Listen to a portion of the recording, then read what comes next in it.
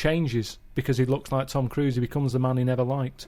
But you see, to me, just from the outsider's point of view, even if I was to accept all the other premise of this movie, which is clearly horseshit, what would have been more interesting is that they don't tell the world that it's a new guy, that they tell the world it's Tom and that they've brought him back to life. He'll have that. That seems more interesting because he then dropped there's the plumber. tension, they're lying to the world, and this guy, he's getting the glory that he always wanted as an actor, but he's lying, and that's a more interesting tension. Is he going to declare, actually, I'm not really Tom, I'm Brian, I've been lying to you all, and that seems like a more interesting dilemma. Instead, we've brought back the walking corpse of Tom Cruise with another man's mind. I mean...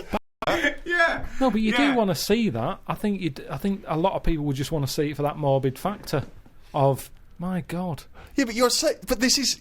You mean they want to see your film because of this morbid factor?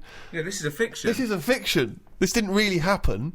You mean the final act of the film is us seeing Mission Impossible 8, starring the real Tom Cruise playing just his own cadaver, and I mean it's an Oscar-winning performance from Tom. I don't know how he's keeping in check who he is.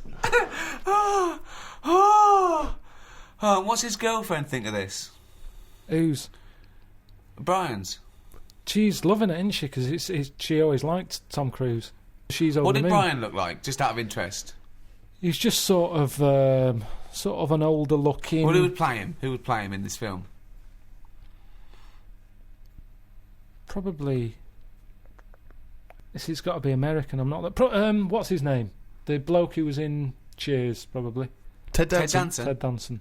Brian. So clear, right. This is so confusing because Ted Danson's supposed to be someone that we've never heard of, even though he's Ted Danson, and Tom Cruise is playing himself, the famous actor Tom Cruise, who is now inhabited by Ted Danson, who's not Ted Danson. Ted Danson! Ted Danson as Brian. Ted Danson as Brian, as Tom Cruise, as Ethan Hunt in Mission Impossible 8. Wow. So, have you got a title yet? No, I just wanted to know if you're in. Surely the wife of Brian.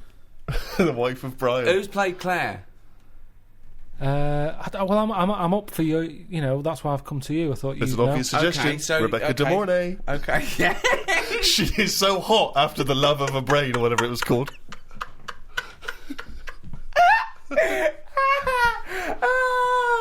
You want to go where everybody knows your name. It's Brian.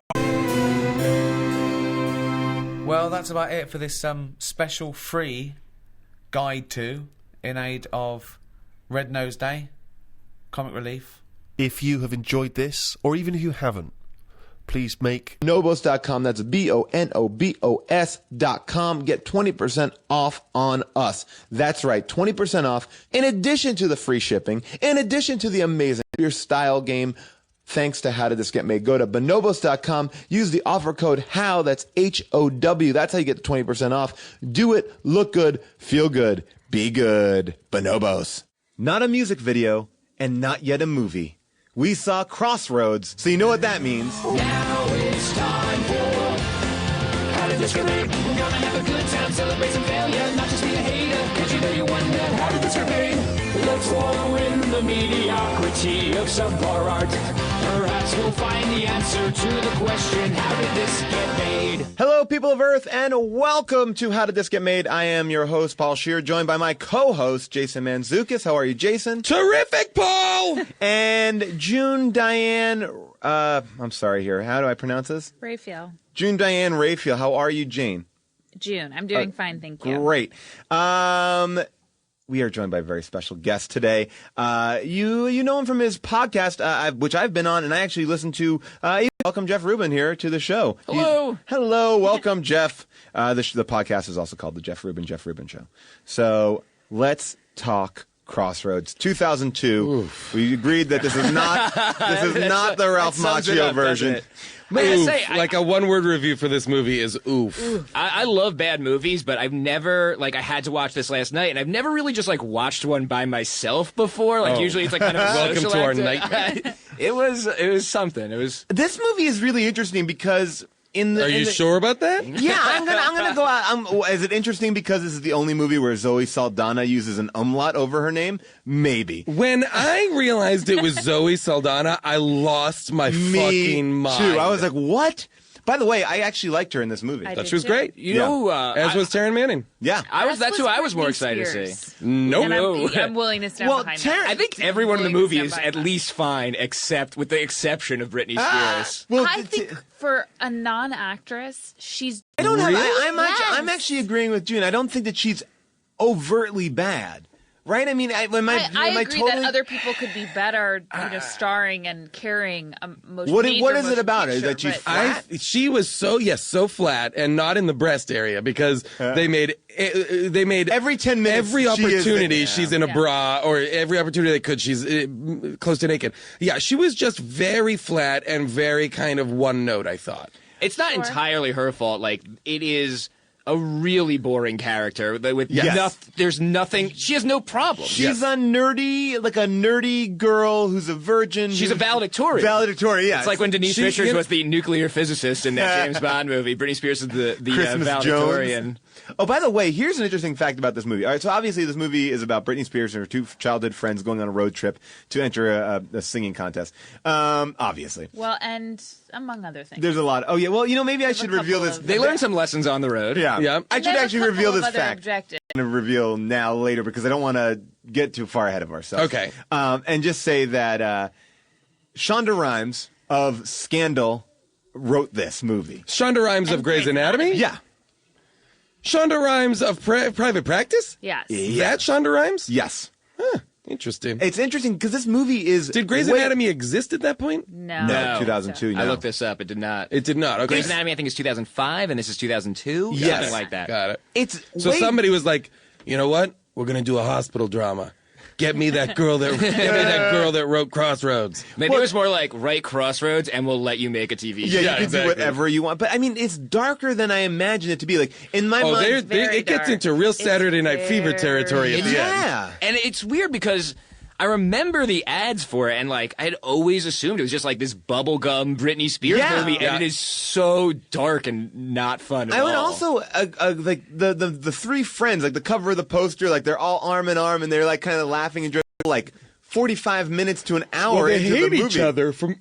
Excuse me, I just yawned in the middle of the podcast. They hate each other. Like, what's interesting is, like, or not interesting, but, like, it starts as them as little girls. They bury a time capsule. Declare they're going to be best friends forever. They bury the time capsule under maybe 4 inches of dirt. 4 inches. Like, they find that time, like... It's really shitty I said it was like Breaking Bad with Hope and Secrets and Dreams. A good rain would have revealed that time capsule. But they put it in a plastic bag. No, but I mean, like, it would have revealed it. Like, it would have washed away the dirt. I thought you were just nervous that the water again. No. They got the plastic bag. The location of it was also somewhat ambiguous. They were like 10 paces from the tree, and they just found it again. And they didn't count 10 paces. They just like put a shovel in, and there it is. But then it cuts from these 3 little girls burying a time capsule to Britney Spears in her underwear, like dancing in her room, like a fucking. Well, I was really upset about that opening because.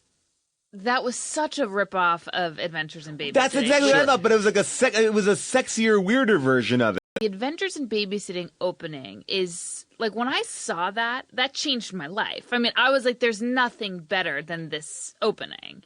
To rip that off and to do it so poorly was... Oh, yeah, terrible. Really terrible. The crazy thing about that scene, too, is that she's dancing around in her underwear. To Madonna. Then, to Madonna. It's morning time. Yeah, she's eating cereal. She's eating cereal, and... Then she puts her pajama bottoms on. Yes. So we're to understand that she had taken them off to do the dance? Yep. Yes.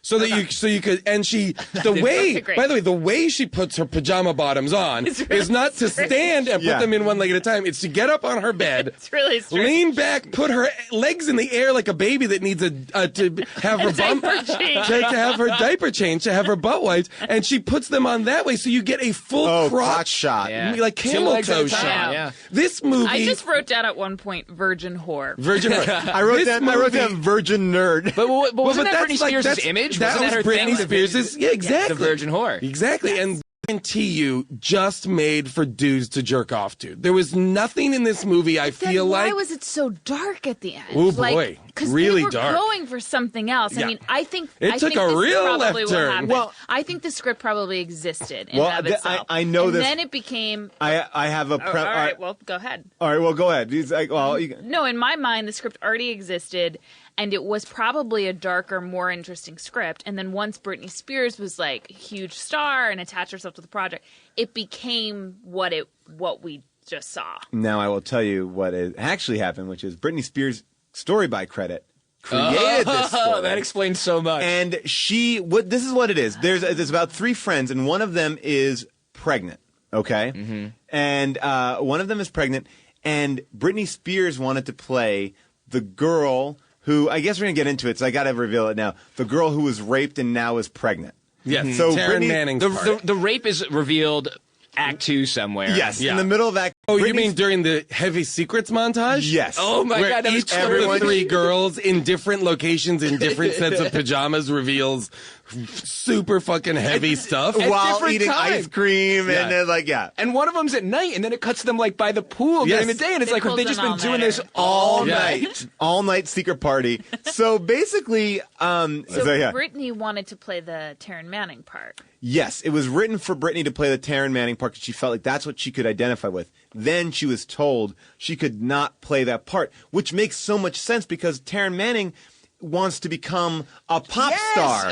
It was so weird. And then Britney Spears yeah. is not that on that Yeah, track. like one and of then the they three have to of kind them- of switch. Yeah, one of the 3 of them's like, I'm going to LA to enter a talent contest. I'm going to be a big musician. And that character is not the Britney Spears Not only character. that, but she's afraid to sing. Yeah. Not only Yes. that, but when they do enter a Which makes karaoke no contest sense. to make money, it's Taryn Manning is going to be the lead singer, and Britney and Zoe Saldana are the backup singers, and sing, and Britney Spears In a has to karaoke step contest. forward at a karaoke contest to sing Joan Jett's "I Love Rock and Rock and Roll." Roll. Terrible. But they Terrible do set up cover. that Britney Spears Can sing. can sing no, but- and was going to major in music. I don't even remember that. They, She the is one a Well, line. she was going to be a musical. doctor. No, there Well, was her dad because remember wanted the to woman be. at graduation says, "I hope you're going to continue your music after high school." And her dad's like, She "Well, said she's no. going to be a doctor, so she's going to have to this, that, and the other." But the minute she gets on that stage, she starts working that pole. she is working the pole. What She has her- karaoke place is a stripper pole in Yep, it? they're in New Orleans. To be fair,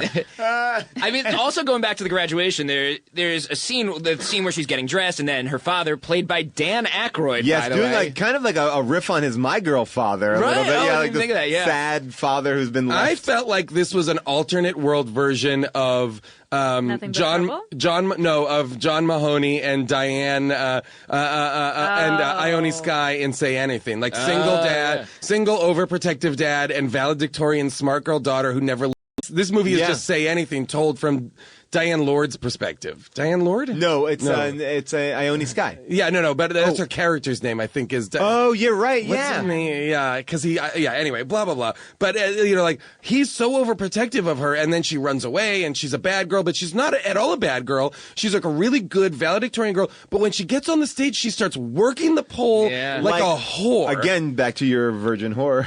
Well, and we understand she's a virgin, so Yes. I guess Because we're- she's mocked in high school for being a virgin. right. Also, Yeah. she almost has sex with Justin Long.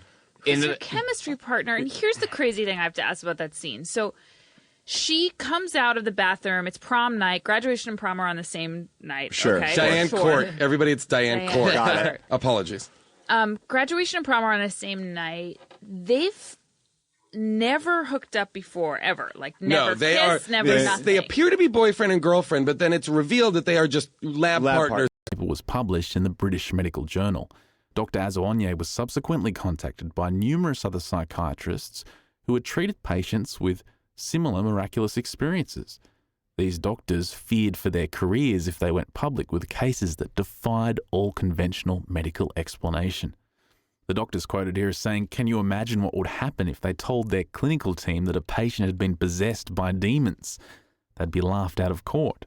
And the writer of the article finishes by saying, "Perhaps it's wise to heed the soothing words of Albert Einstein. There are only 2 ways to live your life. One is as though nothing is a miracle. The other is as though everything is a miracle." That was a great story there. That's from Danny Penman on newsmonster.co.uk. I'm not sure about the talking fish, though. I don't know about that one. The next article might inspire you to go out and buy the new issue of Fate magazine. This is by Jerome Clark, and it's on psychic Martians. He writes that the word contactee brings to mind those individuals from 1947 to the present. Contactees first came into prominence in the early 1950s when individuals from around the world, most notoriously in Southern California, reported that friendly space people were delivering messages to them via interplanetary telepathy or face-to-face encounter. Anyone who knows the history of 20th century occult culture knows the names of George Van Tassel, George Adamski, Howard Menger, and others who defined the contactee movement in its formative years. But what is less known is that before there was widespread speculation about visitors from other planets, there were communications, or at least purported communications, from extraterrestrials. In the 19th and 20th centuries, astronomers and biologists debated the possible existence of Martians. This controversy continued until around 1960, when growing scientific knowledge snuffed out any remaining hope for intelligent life on that cold and inhospitable world. All along, however, a number of individuals firmly insisted that the question was settled. They knew because they had communicated with them. Some went further, they had actually met them. Most such claims from the 1800s were associated with the spiritualist craze that swept the world in those years, and the contacts were effected through mediumship or astral travel. Among the 19th century American spiritualists who reported Martian visions were father and son William and Sherman Denton. The elder Denton, who lived from 1823 to 1883, a Boston-based geologist, believed he had been blessed with the gift of psychometry, which enabled him to discern the nature and history of objects he either held in his hand or, when that was impossible, focused his concentration upon. The younger Denton believed he had the same paranormal talent. In the latter 1860s, the Dentons looked to neighbouring planets Mars and Venus as landscapes for psychic exploration. Eventually, Sherman journeyed to Mars in his astral or spirit body. He found that it harboured a thriving population of human-like inhabitants with a technology based on aluminium. They soar above traffic on their individual. They seem particularly fond of air travel. As many as 30 people occupy some of the large flying conveyances. This may be the first printed reference to Martian flying machines, though Sherman did not assert that they were travelling to Earth. The most famous case of interaction with Martians concerned an amateur medium named Catherine Elise Mueller. She lived from 1861 to 1929 and was studied by the University of Geneva psychologist Theodore Flournoy. Flournoy recorded the episode in a classic work of anomalistic psychology published in English as From India to the Planet Mars in 1899. Assigned the pseudonym Helene Smith in the book, Mueller grew up in a mystically inclined family and herself had strange experiences. Eventually, as the principal figure in a spiritualist circle, she channeled messages first from prominent dead persons before graduating to more fully formed, dramatic visions of the Martian landscape. Mueller often found herself on the planet itself. Mars became so vivid to Mueller that, as Flournoy observed, she appeared in some sense each moment of her day, switching easily in various states of consciousness from earthbound consensus reality to her imaginative one on another world. In today's clinical language, she possessed a fantasy-prone personality. Mueller befriended Martians and even produced over time what purported to be a Martian language. In Flournoy's words, it was an infantile travesty of French. Writing in 1959, Nandor Fodor, a psychoanalyst interested in psychic phenomena, remarked, since Emanuel Swedenborg, at least a dozen well-known mediums have been involved with the planet Mars. One of them, the British clergyman and theosophist Charles Webster Leadbetter, reported visiting the planet in an astral state on several occasions. One of them, the British clergyman and theosophist Charles Webster Leadbetter, who lived from 1847 to 1934, reported visiting the planet in an astral state on several occasions. Leadbeater's Martian surface borrows generally from Professor Lowell's theories, with great canals built by previous colonists from the Earth's moon that support the dwindling civilized population lives along the equator, where the daily temperature averages 70 degrees Fahrenheit. These beings resemble Earthlings, but are shorter, barely reaching 5 feet in height, have broader chests to encase larger lungs since the air is thinner.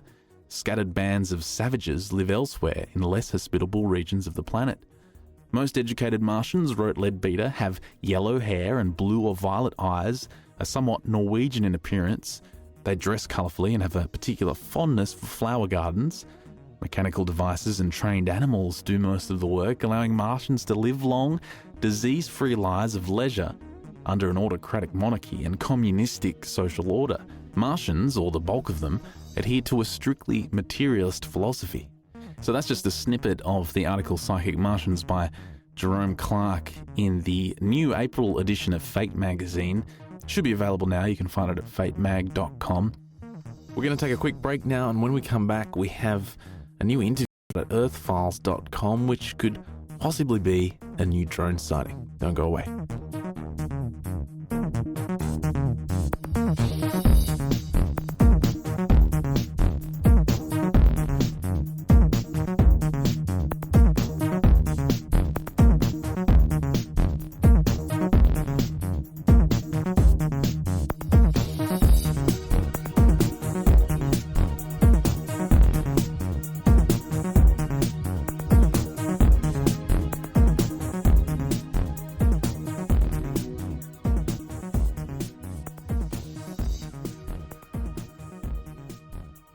Moving on to earthfiles.com now, Linda Moulton Howe's website. She's got a new post entitled Wingless Dragonfly sighting on March the 31st, 2008.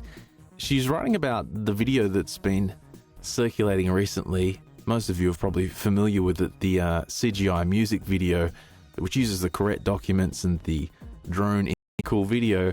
She says that the CGI creator, Chris Avery, actually took her Earth Files podcast audio and edited in her voice without asking her permission. So I always presumed that they asked her permission because there's a thank you to her at the end of the video. But she points out that that creator has now sent a letter to io9.com explaining his manipulation of the photographs, and states that since making his video, he's been accused of being the originator of the whole drone saga, and that the photos were in fact just a viral marketing campaign to promote the eventual video.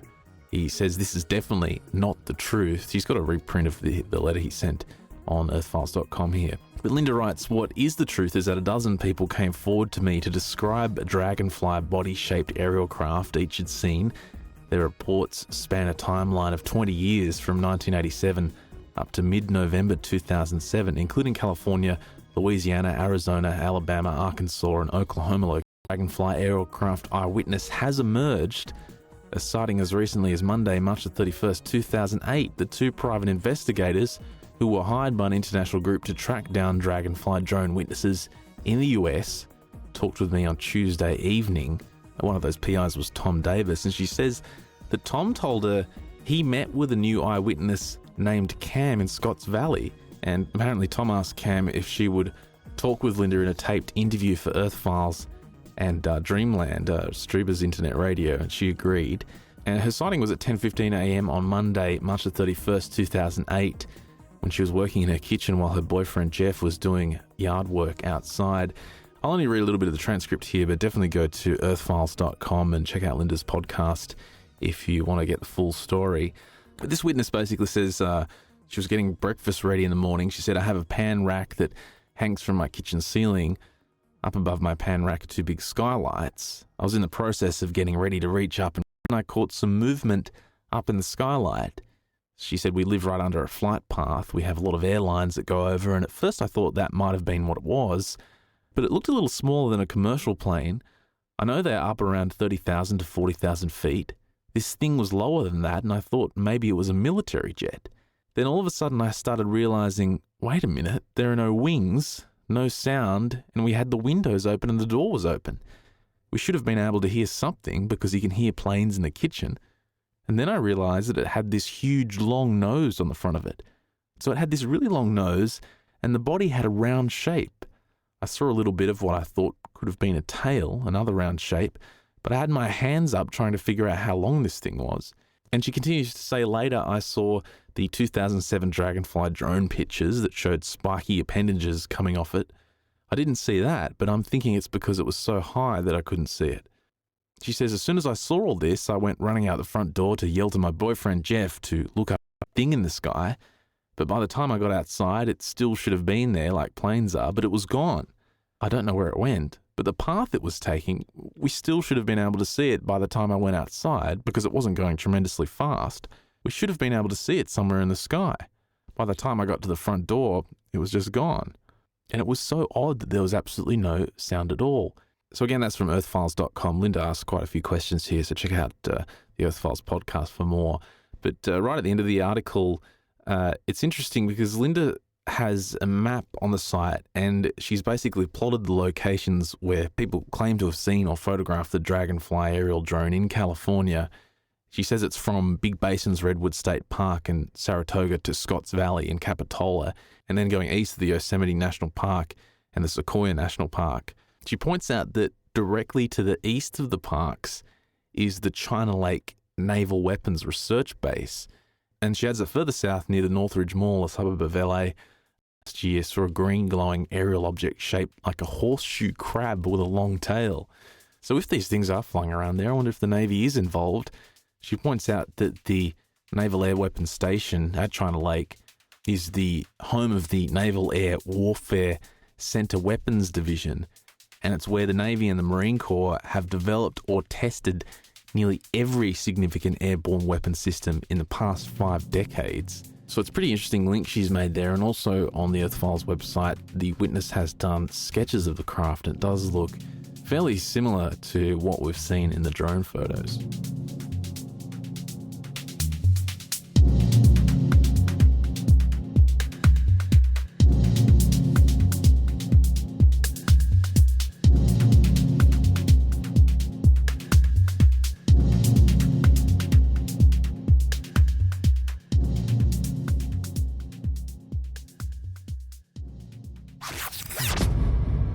It's the Mysterious Universe Book of the Week.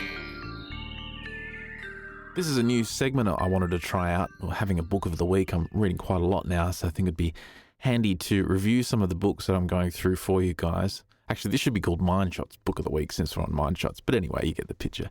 And I mentioned at the start of the show that when I went on the Ustream, Rojan sent through a bunch of links to go through for this show. And there was a bit of synchronicity there because one of the links he sent through was a book I've been thinking about for a little while now. It's called Our Mysterious Spaceship Moon. It's by Don Wilson. It questions, is our nearest neighbour in space a huge alien spacecraft?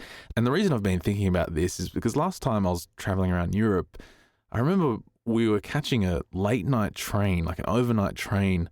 I think it was from Germany to the south of France. Anyway, we were running late for this train, but it was an overnighter, so I really wanted something to read. So I just ran into this tiny German bookstore and went straight to the UFOs and aliens section, and it turned out to be this book, Our Mysterious Spaceship Moon. So I read it overnight on the train trip and absolutely loved it. There's a whole bunch of crazy stuff in there, some really interesting research.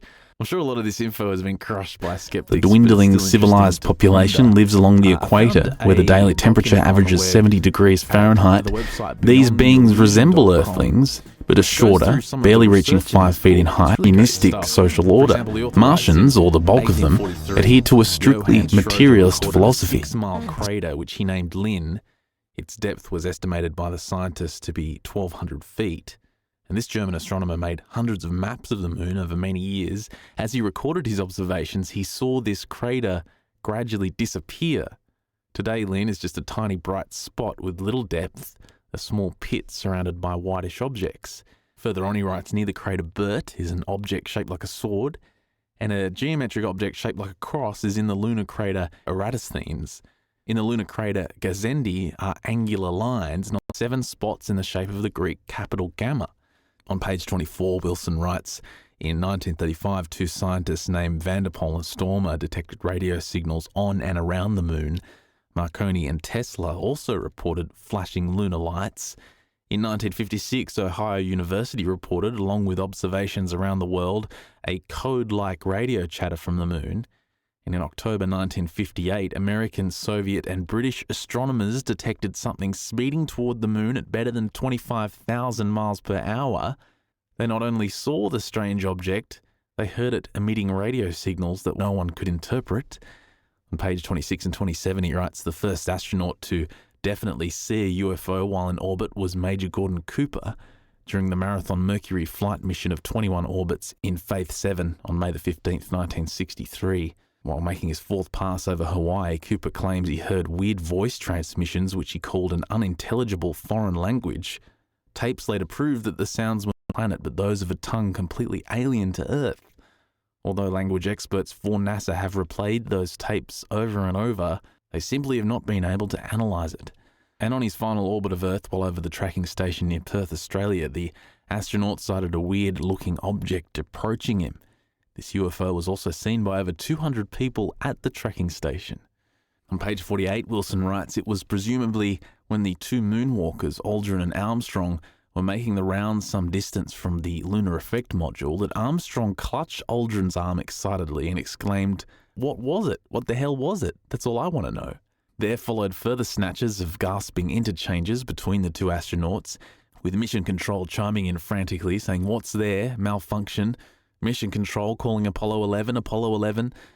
And then Apollo 11 replied, "These babies were huge, sir, enormous. Oh God, you wouldn't believe it. I'm telling you, there are other spacecraft out there lined up on the far side of the crater edge.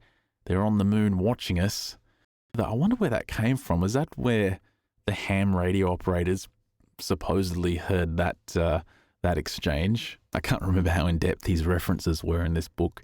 But what I found really interesting in its pages weren't the rumours of conversations between NASA and astronauts. It was some of the suggestions that the moon was in fact hollow. On page 66 and 67, he wrote that the strangest anomaly concerning the moon's craters is that despite their fantastic size, even the largest gaping holes are surprisingly shallow. Craters 50, even 100 miles in diameter are no more than a mere 2 to 3 miles deep. It has been calculated that a meteor of 1 million tons would be equal in explosive force to 1 megaton atomic bomb. We know that meteors weighing 1 million tons have clobbered the lunar surface, yet they've left only broad, shallow holes. Even conservative estimates by scientists indicate that meteors 10 miles or more in diameter should have penetrated the moon's surface to a depth of 4 or 5 times that diameter. Yet the deepest moon crater we know of is but less than 4 miles deep. The conclusion that some scientists drew is that there is something extremely tough and strong under the shallow lunar surface, beneath the thin layers of rock and dirt covering this mysterious sphere that prevented deep holes. What could that tough, strong thing be?